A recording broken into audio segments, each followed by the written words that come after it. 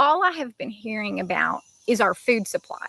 I have been hearing people on the news, economists, the USDA, and they're all saying that by late summer, early fall, that our food supply in America is going to take this major hit. Okay. And they're talking about our food supply here. They're not talking about India or Sudan, Australia. They're talking about right here, that our food supply is in really big trouble. I've heard them say things like squeezed, okay, or tightened, which I think is a really nice way to say it. But from what I have been listening to, I think choked off is probably a more accurate description. So you guys know all the price hikes that we have seen since like February or so. Those have mostly been because of diesel prices and the fuel costs that are going up.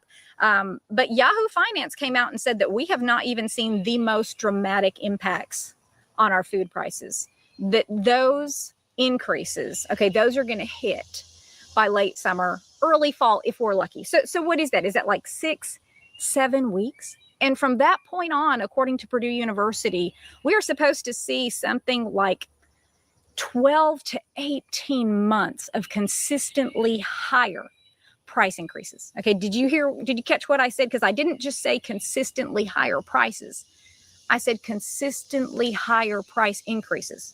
Okay, so we're all used to things going up by maybe 10, 15, maybe 25 cents, right, when we go in the grocery store every week. But what if we start seeing things go up by 50 cents, $1, maybe even $2 at a time?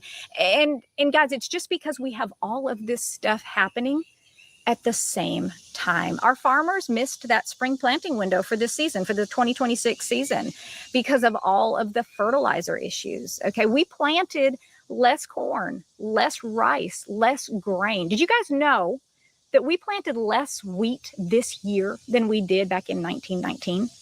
And the wheat that was planted, a third of it has already been wiped out because of drought. And what's still growing, so what's left of it, almost half of it, the USDA is saying is in either poor or very poor condition. And I really don't think that a lot of people even know any of this. But what do you guys think is going to happen when those fall harvests don't come in? Okay. I mean, you don't even have to guess, because they're telling us, guys, we are going to just have a lot less food to go around. What we're seeing on the shelves right now is still from that 2025 harvest. Okay, when that supply runs out in just a few short months, and we've got barely anything coming in to replace it, it's going to mean higher prices that you and I never dreamed of. I mean, you guys all saw what happened with tomatoes, right? Like back in March. Okay, a whole case of tomatoes the first week of March was $15. By the second week, so just 7 days later, it went up to $70. Those prices blew up because of things like the weather, tariffs, the fuel costs, and that's just one example. But what happens when we see that all across the board with every food product? We still have record high fuel costs. We still have the effects of tariffs, and the fact that a lot of the 2026 harvest or the 2026 crops didn't get planted. Or if they did get planted, they've been wiped out from the drought, right? They're talking about this super El Nino thing causing even more crop damage. And we haven't even talked about inflation yet. The fact that on top of our food supply just being choked off right now, that we are still printing money like crazy. Okay, so if your head is still spinning from all the price increases that we just saw, and you're scrambling and running around trying to figure out how you're going to buy next week's groceries, I'm just going to tell you guys, I don't think we've seen anything yet. And another thing, did you guys hear that the world's largest meat producer, okay, this is a company called JBS, they are shutting down 2 huge beef facilities. Okay, this is a company that supplies Costco, BJ's, supermarkets like Food Lion with beef. They process something like 2,000 cattle every single day. Not anymore, guys. They are shutting down in August. Pilgrim's Pride in Tennessee is shutting down.